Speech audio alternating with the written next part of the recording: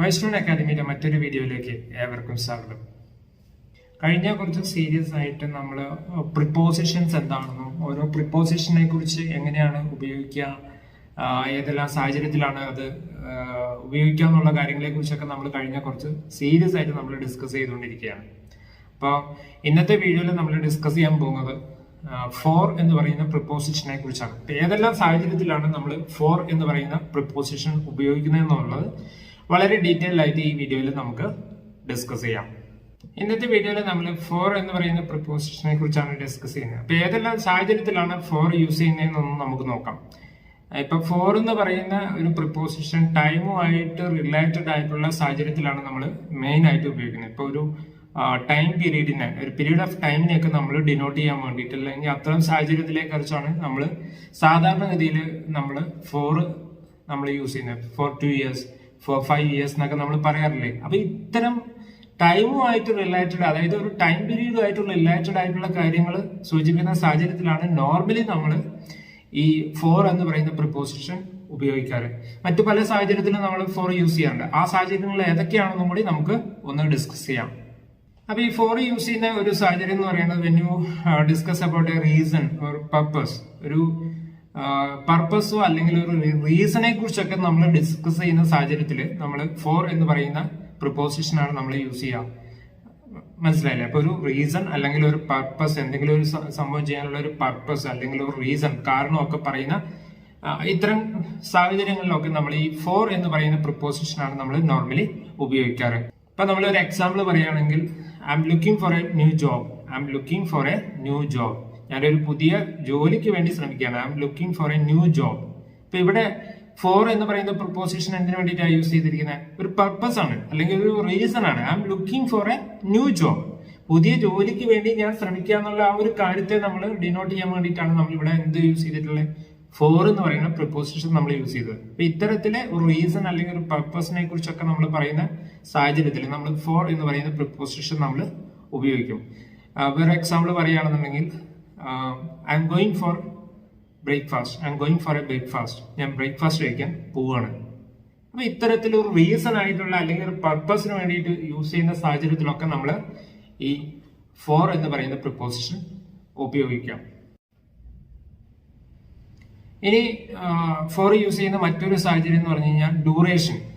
അതായത് ഇപ്പൊ എന്തെങ്കിലും ഒരു ജോലി ചെയ്യുന്നതിനിടയിൽ അത് നടക്കുന്ന ആ ഒരു ടൈം ലെങ്തിനെ കുറിച്ചൊക്കെ ഡിസ്കസ് ചെയ്യുന്ന ഒരു സാഹചര്യത്തിൽ നമ്മൾ ഫോർ എന്ന് പറയുന്ന പ്രിപ്പോസിഷനാണ് നോർമലി ഉപയോഗിക്കുന്നത്. ഒരു ഡ്യൂറേഷൻ, അതായത് ഇപ്പൊ നമ്മൾ എന്തെങ്കിലും ഒരു സംഭവം ചെയ്തുകൊണ്ടിരിക്കുന്നു, ആ ചെയ്തുകൊണ്ടിരിക്കുന്നതിന്റെ ഒരു ടൈം ലെങ്ത് എത്രയാന്നൊക്കെ നമ്മൾ ഒരു ഡ്യൂറേഷൻ ഒക്കെ പറയത്തില്ലേ.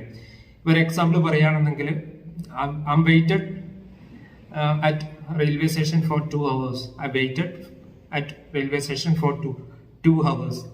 2 മണിക്കൂറായിട്ട് ഞാൻ ഈ റെയിൽവേ സ്റ്റേഷനിൽ വെയിറ്റ് ചെയ്തു. 2 മണിക്കൂർ ഞാൻ റെയിൽവേ സ്റ്റേഷനിൽ വെയിറ്റ് ചെയ്തു എന്നൊക്കെ നമ്മുടെ സുഹൃത്തുക്കളോടൊക്കെ നമ്മൾ കാഷ്വൽ കമ്മ്യൂണിക്കേഷൻ ഒക്കെ ചെയ്യുന്ന സാഹചര്യത്തിൽ നമ്മൾ പറയാറുണ്ട്. ഞാൻ നിന്നെ 2 മണിക്കൂറായിട്ട് 2 മണിക്കൂറോളം റെയിൽവേ സ്റ്റേഷനിൽ വെയിറ്റ് ചെയ്തു എന്നൊക്കെ പറയണ്ടാവും. ഇത്തരം സമയത്തിൽ, അതായത് ഇത്തരം ഒരു ഡ്യൂറേഷനെ കുറിച്ച് ഒരു ആക്ടിവിറ്റി ചെയ്യുന്നതിനിടയ്ക്ക് നമ്മൾ ഇത്ര നേരം അവിടെ സ്പെൻഡ് ചെയ്തു, അല്ലെങ്കിൽ അതിന്റെ ഒരു ടൈം ലെങ്ത് ഒക്കെ കാണിക്കാൻ വേണ്ടിയിട്ട് നമ്മൾ യൂസ് ചെയ്യുന്ന ഒരു പ്രിപ്പോസിഷൻ ആണ് ഇത് ഫോർ എന്ന് പറയുന്നത്. മനസ്സിലായില്ലേ? അതായത് ഡ്യൂറേഷന്റെ സമയത്ത് നമുക്ക് ഉപയോഗിക്കാം.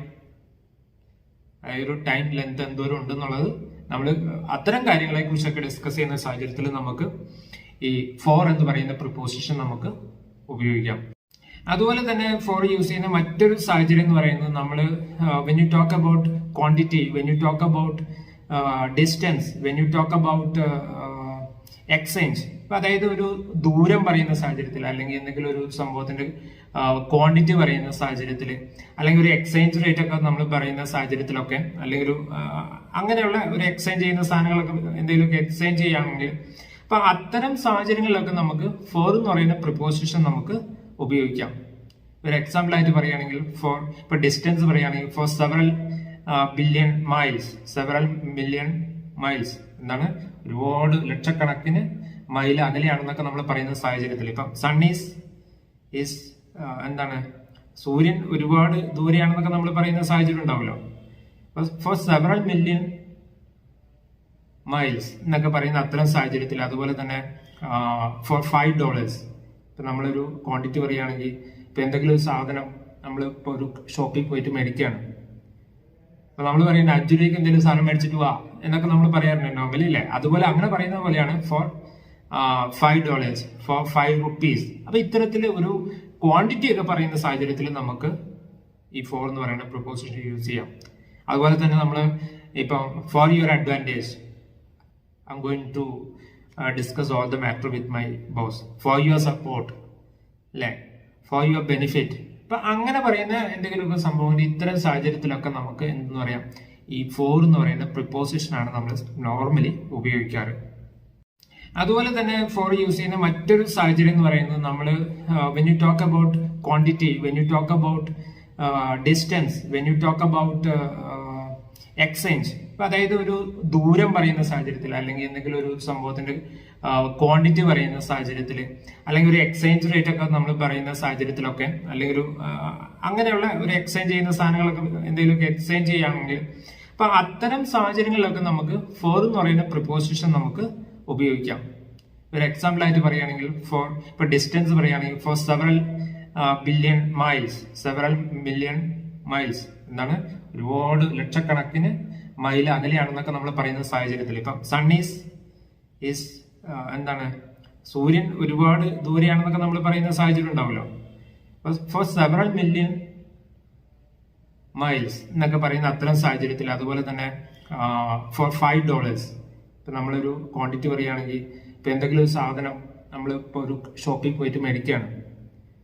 അപ്പൊ നമ്മൾ പറയുന്നത് 5 രൂപയ്ക്ക് എന്തെങ്കിലും സാധനം മേടിച്ചിട്ട് വാ എന്നൊക്കെ നമ്മൾ പറയാറുണ്ട് നോർമലി അല്ലേ. അതുപോലെ അങ്ങനെ പറയുന്ന പോലെയാണ് ഫോർ $5 ഫോർ ₹5. അപ്പൊ ഇത്തരത്തിൽ ഒരു ക്വാണ്ടിറ്റി ഒക്കെ പറയുന്ന സാഹചര്യത്തിൽ നമുക്ക് ഈ ഫോർ എന്ന് പറയുന്ന പ്രിപ്പോസിഷൻ യൂസ് ചെയ്യാം.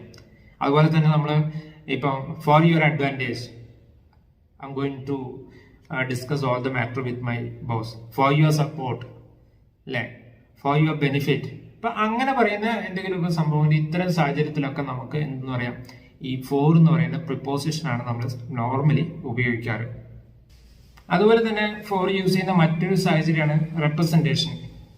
ഇപ്പോ എന്താണ്, പ്രതിനിധീകരിക്കുക എന്ന് പറയും അല്ലെ. റെപ്രസെന്റേഷൻ എന്ന് പറഞ്ഞാൽ പ്രതിനിധീകരിക്കുക, എന്തെങ്കിലും ഒരു സംഭവത്തിനെ നമ്മൾ പ്രതിനിധീകരിച്ചുകൊണ്ട് സംസാരിക്കുന്ന സാഹചര്യത്തിലൊക്കെ നമുക്ക് ഈ ഫോർ എന്ന് പറയുന്ന പ്രിപ്പോസിഷൻ യൂസ് ചെയ്യാം. ഒരു എക്സാമ്പിൾ പറയുമ്പോൾ നമുക്ക് അത് കൃത്യമായിട്ട് മനസ്സിലാവും.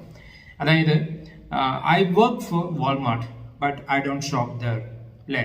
ഞാൻ വാൾമാർട്ടിന് വേണ്ടിയിട്ട് ജോലി ചെയ്യാണ്, പക്ഷെ ഞാൻ അവിടുന്ന് സാധനം ഒന്നും മേടിക്കാറില്ല. I don't shop from there. ഞാൻ അവിടുന്ന് ഷോപ്പിംഗ് ഒന്നും ചെയ്യാറില്ല.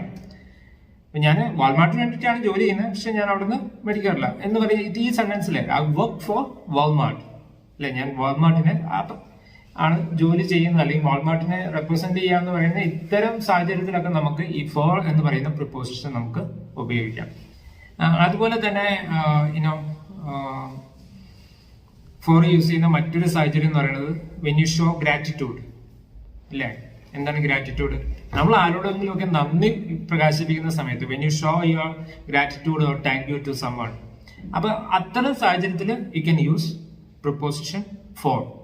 ഇപ്പൊ ഒരു എക്സാമ്പിൾ പറയുകയാണെന്നുണ്ടെങ്കിൽ thank you for your email. ഇപ്പോൾ നമ്മളൊരു ഇമെയിൽ നമുക്ക് വേണ്ടപ്പെട്ട ഒരാളുടെ കയ്യിൽ നിന്ന്, അല്ലെങ്കിൽ നമ്മുടെ ബോസിന്റെ കയ്യിൽ നിന്ന്, അല്ലെങ്കിൽ നമ്മുടെ സുഹൃത്തിന്റെ കയ്യിൽ നമുക്ക് എന്തെങ്കിലും ഫേവർ ചെയ്തുകൊണ്ട് അവര് നമുക്കൊരു മെയിൽ അയച്ചു, അല്ലെങ്കിൽ നിങ്ങൾക്കൊരു ജോബ് ഓഫർ തന്നു എന്നൊക്കെയുള്ള സാഹചര്യത്തിൽ ഇരിക്കാം. അപ്പൊ നമ്മൾ ഇത്തരം ഒരു മെയിൽ സ്വീകരിച്ച് കഴിയുമ്പോൾ നമ്മൾ അതിന് റീപ്ലൈ കൊടുക്കണം അല്ലെ. Thank you for your email regarding this and that. ഇന്ന കാര്യങ്ങളെ കുറിച്ച് നിങ്ങൾ ഇമെയിൽ അയച്ചതിൽ നിങ്ങൾക്ക് നന്ദി പ്രകാശിപ്പിക്കണമെന്ന് പറഞ്ഞുകൊണ്ട് നമ്മൾ മെയിൽ അയക്കും. അപ്പൊ ഇത്തരത്തിൽ ഗ്രാറ്റിറ്റ്യൂഡ് ഒക്കെ കാണിക്കുന്ന സാഹചര്യത്തിൽ you can use the preposition for. Thank you for your email, thank you for your blessings എന്നൊക്കെ നമ്മൾ പറയാറുണ്ട് അല്ലെ. അപ്പൊ ഇത്തരത്തിൽ ഗ്രാറ്റിറ്റ്യൂഡ് പറയുന്ന സാഹചര്യത്തിൽ നമുക്ക് ഫോർ എന്ന് പറയുന്ന പ്രിപ്പോസിഷൻ ഉപയോഗിക്കാം. അതുപോലെ തന്നെ ഫോർ യൂസ് ചെയ്യുന്ന മറ്റൊരു സാഹചര്യമാണ്, ഈ ഫോർ എന്ന് പറയുന്ന ഒരു പ്രിപ്പോസിഷൻ ആണെങ്കിൽ കൂടി ഇതൊരു കൺജഷൻ ആയിട്ട് നമുക്ക് ഉപയോഗിക്കാം. അതെങ്ങനെയാണെന്ന് നോക്കാം. ഇപ്പൊ ഇവിടെ നമ്മൾ ഈ കൺജഷൻ എന്താണെന്ന് നമുക്കറിയാം. അതിന്റെ ഒരു ഡീറ്റെയിൽഡ് വീഡിയോ നമ്മൾ ഇനി അടുത്ത എപ്പിസോഡുകളിൽ വരുന്നുണ്ട്. അപ്പൊ ഈ കൺജഷൻ എന്ന് പറയുന്നത്, ഈ ബിക്കോസ് എന്ന് പറയുന്നത് ഒരു കൺജഷനാണ് അല്ലെ. അപ്പൊ ഈ ബിക്കോസിന്റെ ഒരു സിനോണിയമാണ് ഈ ഫോർ എന്ന് പറയുന്നത്. ഇംഗ്ലീഷ് ലാംഗ്വേജിൽ ബിക്കോസ് എന്ന് പറയുന്നതിന്റെ ഒരു സിനോണിയമാണ് ഇത് ഫോർ എന്ന് പറയുന്നത്. എന്താണ് സിനോണിയം എന്ന് പറഞ്ഞാൽ? പര്യായ പദം, സിമിലർ ആയിട്ടുള്ള അതേ അർത്ഥം വരുന്ന ഒരു വേർഡാണ് ഇത് ബിക്കോസ് എന്ന് പറയുന്നത്. അപ്പൊ ഈ ബിക്കോസിന് പകരം നമ്മൾ ചില സാഹചര്യത്തിൽ ഈ ഫോർ എന്ന് പറയുന്ന പ്രിപ്പോസിഷൻ നമുക്ക് ഉപയോഗിക്കാം. അതൊരു കൺജഷൻ ആയിട്ട് ചില സാഹചര്യങ്ങളിൽ ചില സിറ്റുവേഷനിൽ ബിക്കോസിന് പകരം നമ്മൾ ഈ ഫോർ നമുക്ക് ഒരു കൺജഷൻ ആയിട്ട് നമുക്ക് ഉപയോഗിക്കാം. ഒരു എക്സാമ്പിൾ പറയുകയാണെന്നുണ്ടെങ്കിൽ I don't go out past midnight for it's not safe. I don't go out past midnight ബിക്കോസിന് പകരം നമ്മൾ അവിടെ എന്ത് യൂസ് ചെയ്യുന്നു? For it not safe. സാധാരണ രീതിയിൽ നമ്മൾ പറയുമ്പോൾ എന്താണ്?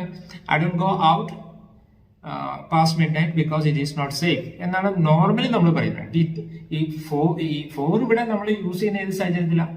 നമ്മളൊരു സിനോണിയം യൂസ് ചെയ്യുന്നു. അതായത് ബിക്കോസിന് പകരം നമ്മൾ ഒരു വേർഡ് സെർച്ച് ചെയ്യുകയാണെങ്കിൽ അല്ലെങ്കിൽ ഒരു വേർഡ് യൂസ് ചെയ്യുകയാണെങ്കിൽ അവിടെ നമുക്ക് ഉപയോഗിക്കാൻ പറ്റുന്ന സെയിം മീനിങ് വരുന്ന ഒരു വേർഡ് എന്ന് പറയുന്നതാണ് ഇത് ഈ ഫോർ എന്ന് പറയുന്നത്. I don't go out past midnight for is not safe. എന്താണ് ഇതിന്റെ അർത്ഥം? എന്തുവാ? എന്താണ്? പാതിരാത്രി കഴിഞ്ഞ് ഞാൻ വെളിയിൽ പോകാറില്ല. എന്തുകൊണ്ടാണ്?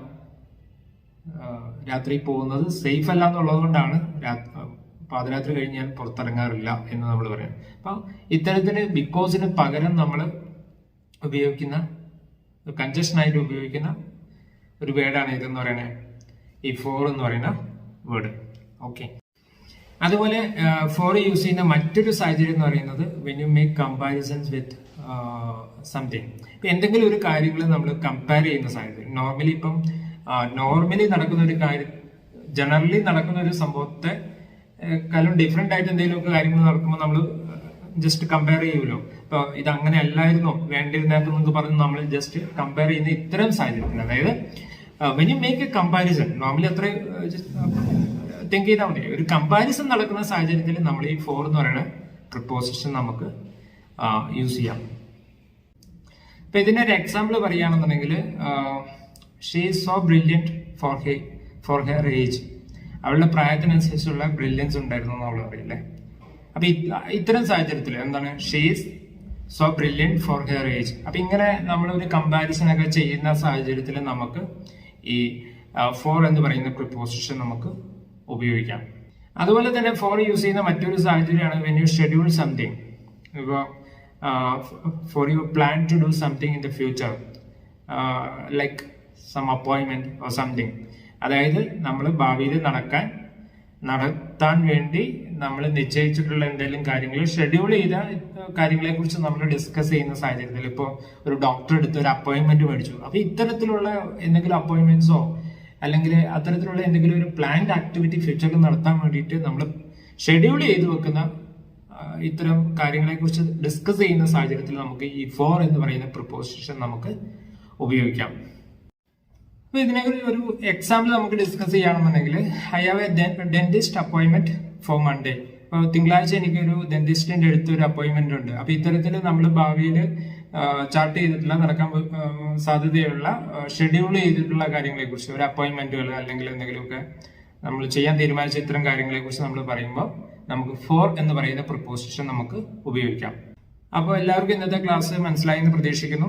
അപ്പോൾ ഫോർ എന്ന് പറയുന്ന പ്രിപ്പോസിഷൻ ഏതെല്ലാം സാഹചര്യത്തിൽ ഏതൊക്കെ തലത്തിലാണ് ഉപയോഗിക്കുക അല്ലെങ്കിൽ എങ്ങനെയൊക്കെ ഉപയോഗിക്കുക എന്നുള്ള കാര്യത്തെക്കുറിച്ച് ഡീറ്റെയിൽ ആയിട്ട് ഈ വീഡിയോയിൽ നമ്മൾ ഡിസ്കസ് ചെയ്തു. ഈ കാര്യങ്ങളെല്ലാം നിങ്ങൾക്ക് മനസ്സിലായി എന്ന് പ്രതീക്ഷിക്കുന്നു. നിങ്ങളുടെ എന്തെങ്കിലും ഡൗട്ടോ കാര്യങ്ങൾ എന്തെങ്കിലും ഒക്കെ ഉണ്ടെങ്കിൽ കമന്റ് ബോക്സിൽ നിങ്ങൾ അറിയിക്കുക.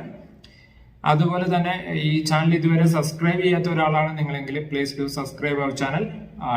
Thank you so much for watching our video.